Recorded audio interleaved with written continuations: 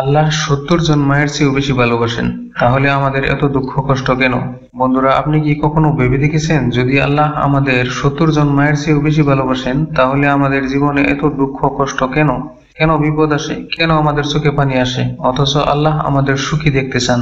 অনেকে ভাবে আল্লাহ কি আমাদের ভুলে গেছেন? না, আসলে এই দুঃখ কষ্টের পিছনে লুকিয়ে আছে গভীর এক রহস্য। আজ আমরা কুরআন ও হাদিস থেকে জানবো কেন আল্লাহ আমাদের পরীক্ষা করেন, কেন আমাদের জীবনে কষ্ট দেন, আর কষ্টের মাঝেও কিভাবে তিনি আমাদের জন্য রহমত লুকিয়ে রাখেন। আসুন আমরা প্রথমে আল্লাহর একটি শক্তিশালী বাণী শুনি। ইন্না মাল ইউসরি ইউসরা, সুতরাং কষ্টের সাথেই রয়েছে সুখ। ইন্না মাল ইউসরি ইউসরা, নিশ্চয় কষ্টের সাথেই রয়েছে সুখ। সূরা ইনসিরা আয়াত 5-6। এখন ভাবুন, আল্লাহ দুইবার একই কথা বলছেন কেন? কারণ তিনি আমাদের বোঝাতে চান যে কষ্টই আসুক, তারপরে সহজে আসবে, শান্তি আসবে। কিন্তু কিভাবে? চলুন এবার বিস্তারিত জানি।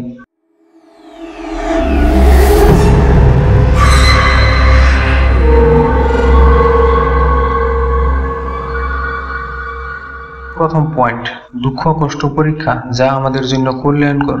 আল্লাহ বলেন, আমি অবশ্যই তোমাদেরকে কিছু ভয়, ক্ষুধা, সম্পদের ক্ষতি, প্রাণহানি ও ফল-ফলাদির ঘাটতির মাধ্যমে পরীক্ষা করব, আর তুমি ধৈর্যশীলদের সুসংবাদ দাও। সূরা বাকারা আয়াত 155।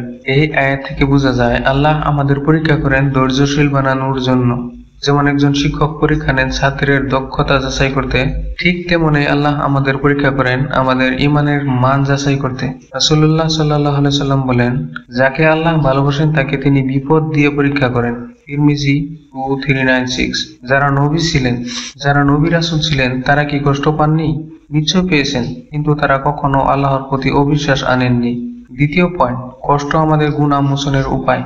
আমরা সবাই গুনাহ করি, কিন্তু আল্লাহ এত দয়ালু যে তিনি আমাদের দুঃখ কষ্টের মাধ্যমেও গুনাহ মাফ করে দেন। নবী সাল্লাল্লাহু আলাইহি সাল্লাম বলেন, যে কোনো কষ্ট, ব্যথা, চিন্তা বা দুশ্চিন্তা, এমনকি শরীরে কাঁটা বিঁধলেও আল্লাহ তাতে কিছু গুনাহ মাফ করে দেন। বুখারী, মুসলিম। তাহলে কি কষ্ট আসলে আমাদের জন্য খারাপ? না, এটা আসলে আমাদের জান্নাতের পথ আরো পরিষ্কার করে দেন।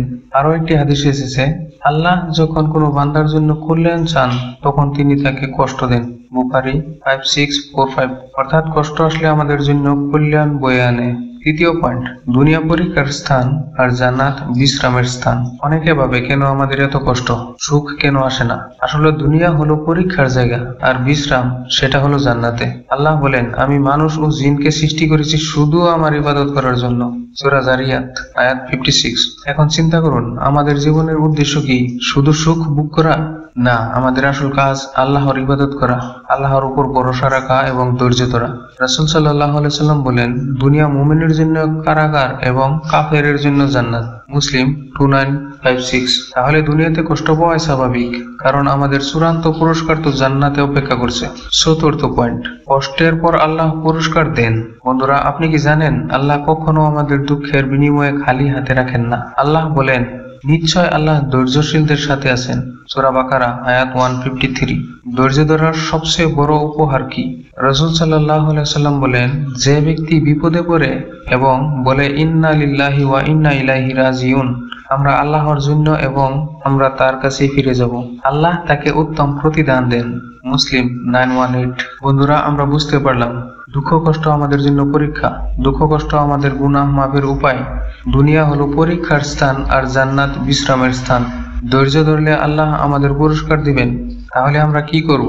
সব অবস্থায় আল্লাহর উপর ভরসা রাখবো, বেশি বেশি কোরআন পড়বো ও নবীর সুন্নাহ অনুসরণ করব। কষ্টের সময় বলবো ইন্না লিল্লাহি ওয়া ইন্না ইলাইহি রাজিউন। যদি এই ভিডিওটি ভালো লেগে থাকে তাহলে অবশ্যই শেয়ার করুন, যাতে অন্যরা উপকৃত হয়। আল্লাহ আমাদের সবাইকে ধৈর্যশীল বানান এবং জান্নাতে উচ্চ মর্যাদা দান করুন। আমিন।